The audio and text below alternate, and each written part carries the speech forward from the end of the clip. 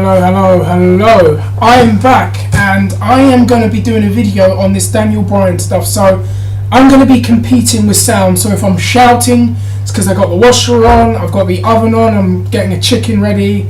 And I have been offline for a bit. Thank you, Virgin Media, very much. And the last thing I did see amongst our community of wrestling fans was a video by a guy of I don't know his name, but you know the I can't even say it right. otrscentral people, you know, the guy with the tash and the pencil in his ear all the time. He does a lot of videos, actually, a lot, and I am subscribed to that channel. I don't dislike him, but I don't necessarily agree with everything he says. And one thing that I have noticed for a while is that he was doing a lot of videos basically talking about why fans aren't pissed off enough. Let me just turn that off. Why fans aren't pissed off enough about this Daniel Bryan and Dolph Ziggler, the way that they're being used and how they've been portrayed and all of that. But I have also seen him do a lot of videos whenever fans have discussed and vented their frustrations from the same man, putting these fans down and saying, oh, you're complaining too much, and mocking the fans and making fun of them, and Daniel Bryan winning all the time isn't the right thing, Dolph Ziggler winning all the time isn't the right thing, you've got to use other people, and putting fans down when they've vented those frustrations, and even accusing and questioning whether or not Daniel Bryan fans are actually holding him back. Then he does a video kind of saying the exact opposite, and actually saying points that I've never come across myself. Like, oh, well, you fans are just, because he's in a ladder match, you're going to talk about, well, he gets to do all the cool bumps and all this flippity stuff. I'm going to address everything that's been said. I'm going to address the Daniel Bryan situation. I'm going to do it all in one video. First of all, why are Daniel Bryan fans not pissed enough, or from what you're saying? From what I understand, most of the wrestling fans that I talk to are so pissed off about the way that Bryan has been used and the way that Ziggler has been used, and I'll even say the way Ambrose has been used and Barrett has been used. I have heard so many things in my area, in my community of people, about those four names in particular, and Kofi Kingston being another one, and how they have been used to the point where they're almost all talked out. That has been one of the problems, because since Bryan has been in the company from 2010? 2010 is around the time we started seeing them on TV. There's always been this Albatross cross, this one thing that the company have picked on, and they've never really just fully let him go and do what he needs to do. If it's not he's got a silly haircut, it's that he doesn't have enough charisma. If it's not that he doesn't have enough charisma, he's too small, he's too pale, he's not big and muscular. They've always found something on their program with regards to him to pick on, and it gets to the point where it just spoils your enjoyment. It got to a point where I actually remember taking my remote like this, and when Bryan's match was on, pressing mute because I couldn't stand to hear the commentary anymore because it was getting on my nerves.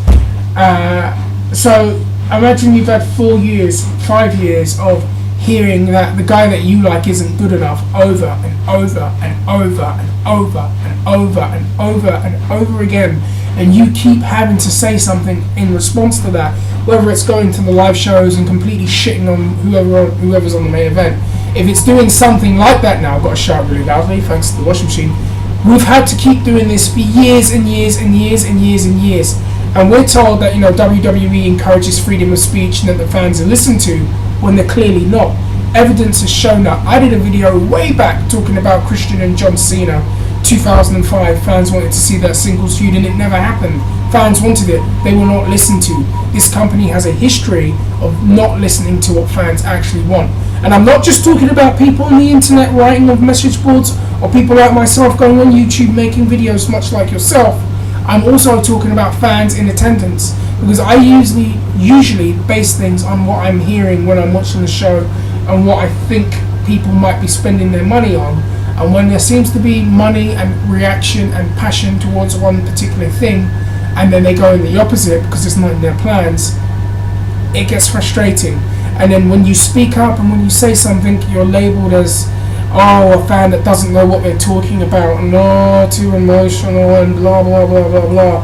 And you're asking why fans are not pissed off enough about the way Bryan has been used and the way Ziggler has been used, probably because they've gotten to a point where they are completely talked out, and we know right now that nothing's going to change.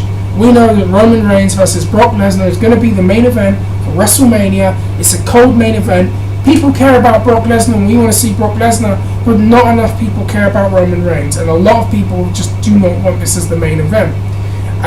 You also have to come back to this. When Bryan was the champion, hold on a minute, let me have a sip because I'm getting dry. When Bryan was the champion and he beat Triple H, and then he won the triple threat match, that was a very high point for him. Bear in mind, they had no intention of making him one of the main guys on that show or in the main event of that show. They had no intention. He was supposed to wrestle Sheamus, for God's sakes. That's the thing. He was only supposed to wrestle Sheamus, and then that was it. Bryan, fortunes change. Bryan is now one of the focal selling points of that show. He closes the show, wins the championships, the confetti, the balloons from the sky. To go from that to what he's at now is a huge step down. I'm not one of these people that's accepting or is easily sold on the fact that, Daniel Bryan's in a ladder match and I can see him dive off a ladder. No. Number one, he's in a ladder match for a championship that is probably about as much worth as this piece of plastic that I have on my table right now. He's in a match for something that means nothing. So what's the point? At least give him some kind of dream match or something. They haven't done that. So I am not one of those fans that is resigned to the fact, he's in a ladder match, blah, blah, blah, blah, blah, blah, blah. No. There are a lot of fans that don't think like that, first of all. And you're kind of saying that's what fans are resigned to. I'm going, ladder match, blah, blah, blah, blah. No one, I don't know too many people that are happy about that. Also, given the fact, and if you want to get serious for a second, that man's had a neck injury, I don't feel comfortable with the idea of him being in that kind of match, possibly having to take those kind of bumps. I don't feel comfortable with that at all. Secondly, the fact is, when he returned from his injury, he should be absolutely white hot right now. You have a guy that was the champion, that never lost his belt, that had to, give up the belt due to injury. That is a huge, huge storyline. You could have this be a triple threat match. You could have this be a one-on-one match with Brock Lesnar. You could continue to build Roman Reigns and then have Reigns step in later on. This should be a huge return. Daniel Bryan should be a big part of this WrestleMania package based on his return. Remember when Steve Austin got hurt? Alright, granted he didn't have to give up a belt, but when Steve Austin was hurt and he had his neck injury, and then when he returned the second time, it was a big story going into WrestleMania. That was one of the selling points. And the selling points are many shows. The return of Steve Austin at No Mercy. Who done it? What's going to happen? Is he going to make the comeback at Royal Rumble? Is he going to, it was a big thing. WWE have done absolutely zero with Daniel Bryan when it comes to this. And that's another problem. They, it's so clear that they don't want to do anything. And you're asking me if I am not pissed enough. I'm not happy about this at all. But Daniel Bryan is not the only one that has been misused like this. Dolph Ziggler being another one. Dean Ambrose being another one. Dean Ambrose was probably more over, in my opinion, than Roman Reigns. I think Dean Ambrose is more well-rounded than Seth Rollins, but he's the one that's kind of being swept aside right now. There are so many wrestlers, divas, that have been kind of used in this similar way that it's just frustrating, and at the point you get talked out. And we're also fed up of people coming on here and saying, you're complaining too much, you don't know what you're talking about, just pipe down, blah blah blah blah blah. Fuck off. Seriously, we can say whatever we like. We can say whatever we like. We can say what we feel.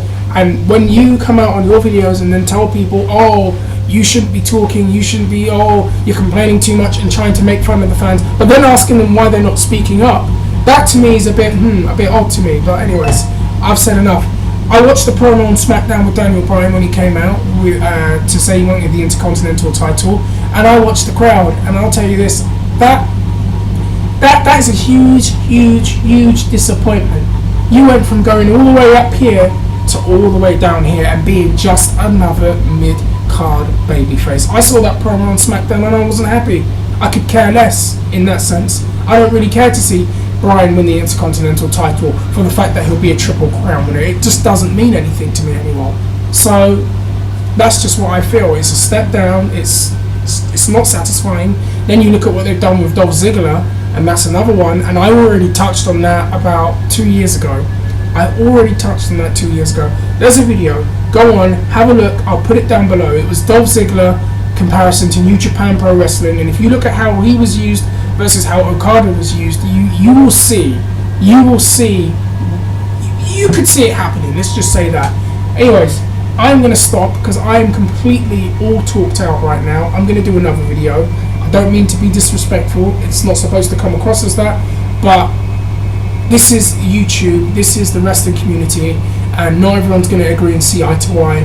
And it's about time somebody actually spoke up in a position to people at OTRS who do very good videos. But, you know, if you're going to say something, be prepared for someone to then respond to that. Anyways, I am done.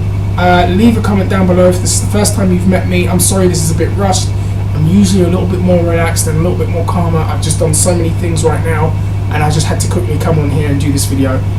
If you haven't before, hit the like button, share, comment down below, and hit the subscribe button. Take care, UFC tonight, and peace.